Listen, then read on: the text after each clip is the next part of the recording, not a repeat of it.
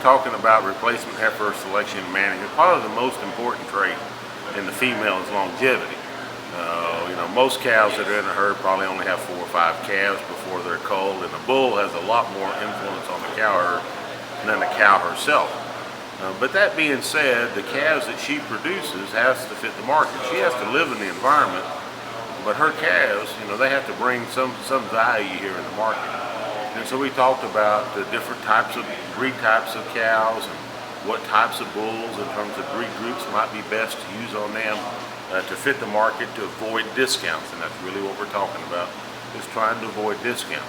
So we talked about things like color patterns, we talked about the muscling, we talked about structural correctness, weight gain, things like that in order to try to produce an acceptable market calf.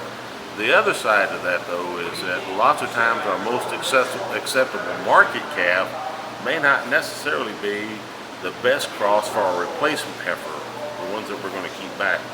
And so what we try to do is talk about, okay, what crosses can you do both with? And what crosses are only specifically for market? And so we try to bring some ideas together about that.